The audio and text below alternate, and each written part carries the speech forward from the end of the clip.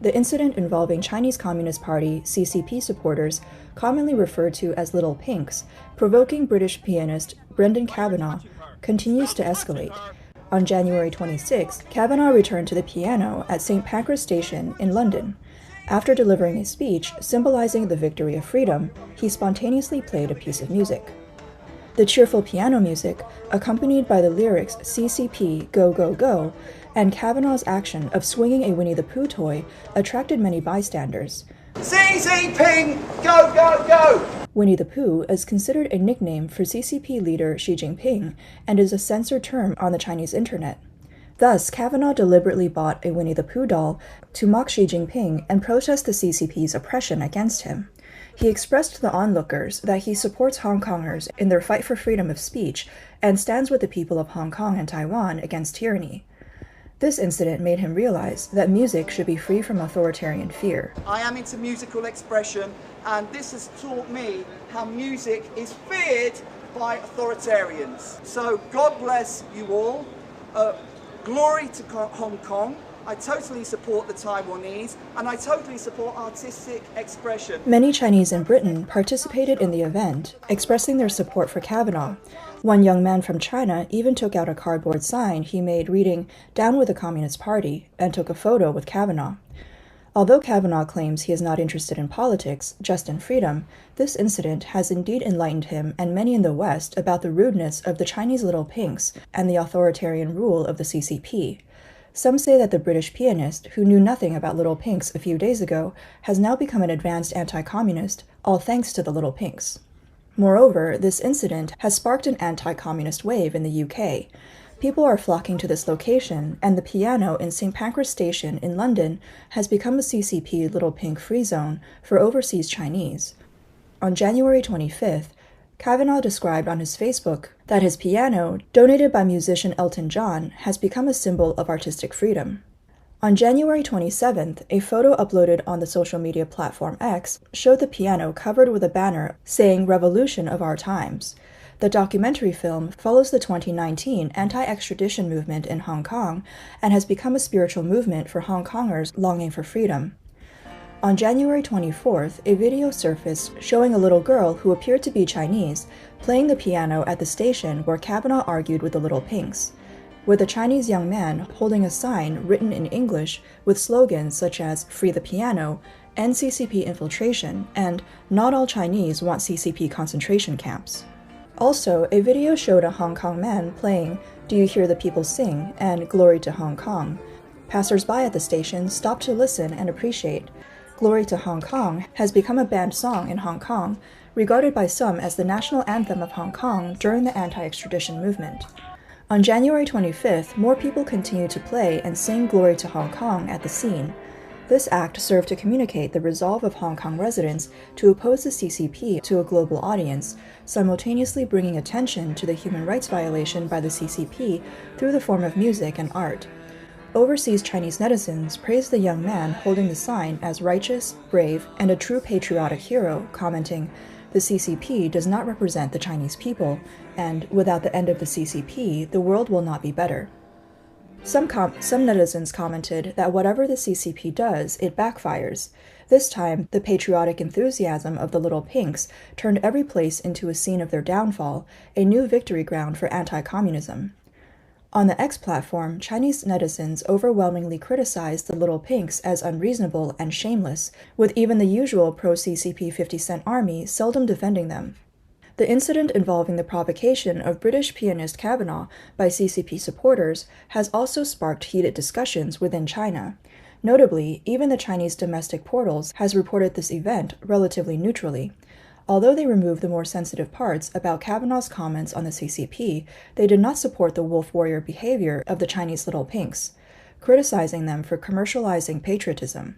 Chinese netizens overwhelmingly support the pianist and oppose the bullying by the CCP Little Pinks, with some directly commenting, "If they are so patriotic, please revoke their visas and deport them to satisfy their patriotic enthusiasm."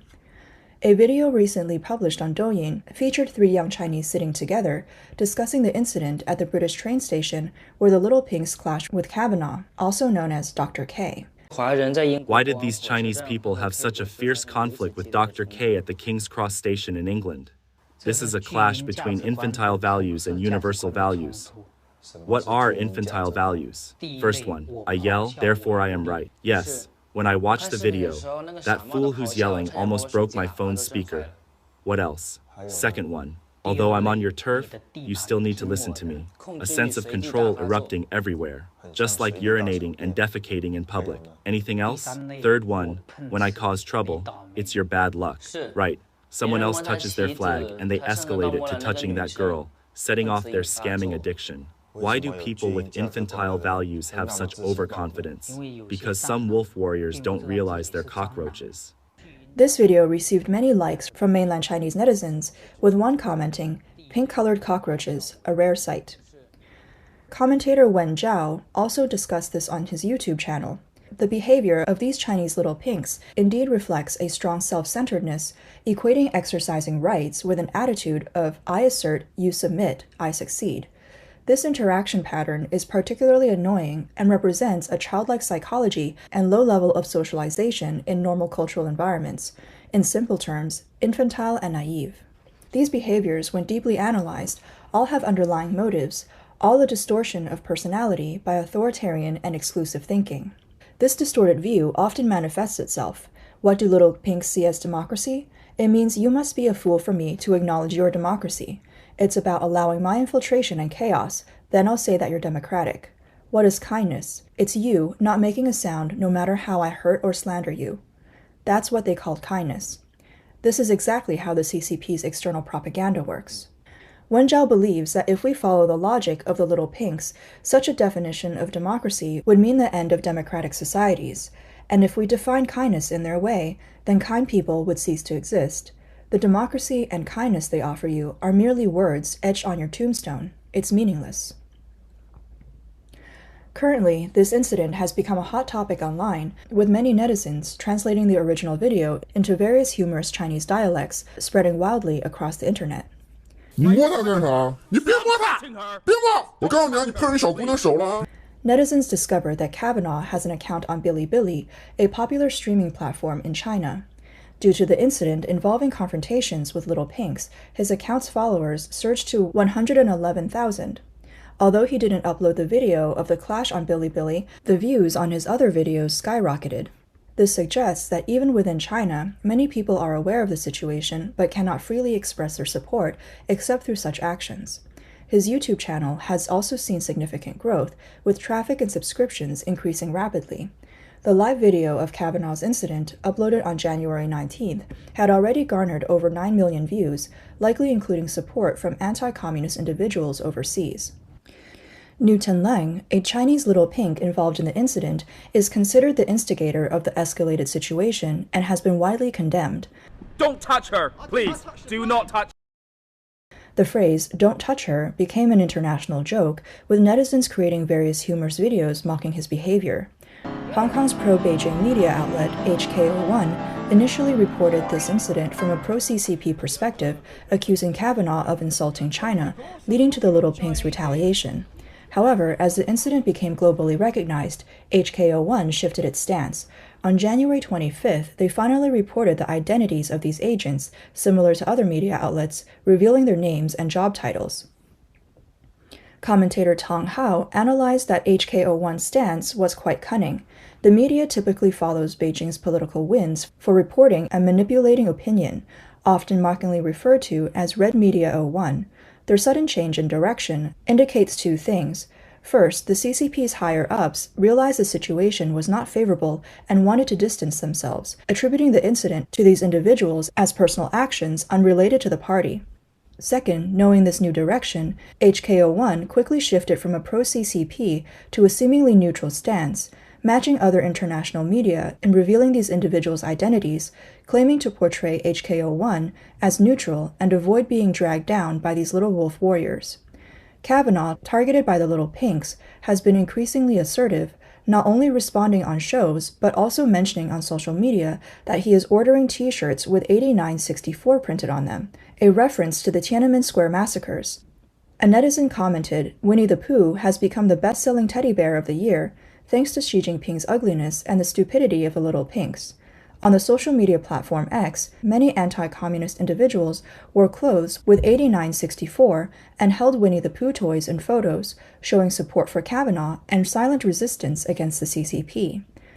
Amidst this unfolding event, Malaysian Chinese singer-songwriter, director, and internet celebrity Name Wee recently released a new song challenging the Wolf Warriors and Little Pinks, adding momentum to the growing anti-communist wave overseas.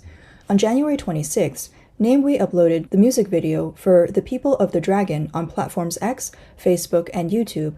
In just one day, the video reached over 1.7 million views. The music video features Name Wee leading a horse with a person wearing a yellow dragon robe and a Winnie the Pooh mask sitting on it, seemingly portraying an emperor, likely a satirical reference to CCP leader Xi Jinping.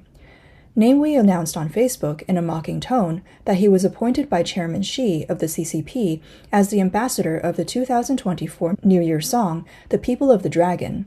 In an interview, he joked, "This song is inspired by Winnie the Pooh," aiming to convey 5,000 years of Chinese culture and the spirit of loving the party and the country. The singer wears a Winnie the Pooh mask and dragon robe, adding a mysterious element. When he sings, netizens quickly notice that his voice eerily resembles Xi Jinping's, suspecting AI-generated vocals, which adds a layer of challenge to Xi Jinping. Name Wee's song cleverly incorporates current hot topics in China into the lyrics, such as lip-syncing, sissy, deception, and dynamic zero-COVID policy, with each prop filled with thoughtful references. He also incorporates the popular Subject 3 dance move from mainland China, offering a satirical take on societal issues. Name Wee, known as a creative genius in songwriting, often incorporates current affairs into his music, unhesitatingly addressing sensitive political topics related to the CCP. He has supported movements like the White Paper Revolution, stood with Taiwan's elections, and even composed The Wall to call for the overthrow of China's internet firewall. His 2021 song, Fragile, satirized the Little Pinks, gaining widespread popularity with Chinese overseas. His latest song, mocking the CCP regime and its leader, has raised concerns among fans. If Name Wee enters China, would he be disappeared and never return? After the release of Fragile in 2021, the song caused a sensation. The music video was shot primarily in pink, and its lyrics were interpreted as a veiled critique of the CCP. For instance, green onions appeared repeatedly in the video, symbolizing the oppressed and deceived masses in China, who are often referred to as spring onions, ready for the harvesting.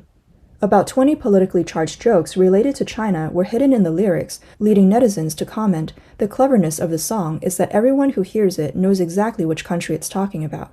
However, due to Name Wee's frequent allusions to taboo topics, his works are banned in mainland China.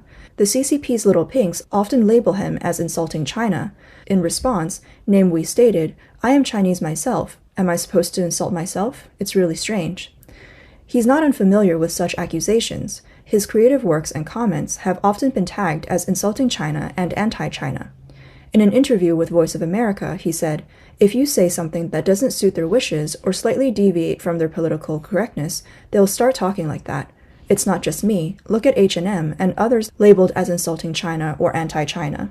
For example, Yao Mikami was accused of insulting China for just wearing a hanfu with cleavage. There are many such examples. So in this era, I don't know what would be easier than being accused of insulting China." "Give me liberty or give me death," wrote Name Wee on Facebook. Each of his works expresses different content, and not everyone agrees with them. However, fundamentally, everyone has the freedom of thought and should have more space to express themselves. "I may disagree with your views, but I respect your right to speak," he said. Notably, in his latest song, Name Wee writes, "In a distant land to the east, there's a group of people, their hearts in their homeland, their bodies in London."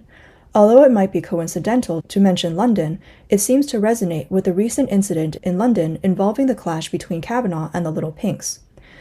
As Kavanaugh said in an interview with Fox News Digital, the conflict at St. Pancras Station in London showcases a clash of cultures.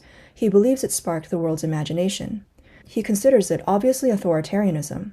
The irony in this situation is that they like living in the West, but retain the authoritarian mindset of the CCP. Their way of thinking is firmly based on the CCP, which doesn't work for me. I think the whole world, the entire free world, made them realize their situation, which turned out to be a serious backfire for them.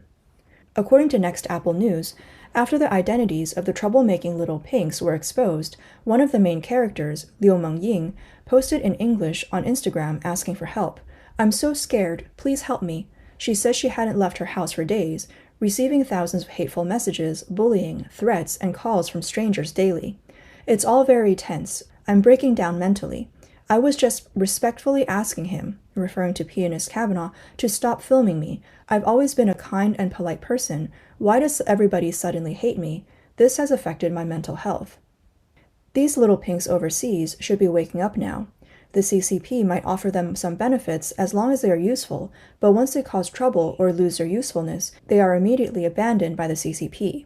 Not only discarded by the country they yearn for, but their so-called patriotic actions may also attract the aversion of Western societies and even lead to deportation for violating local laws.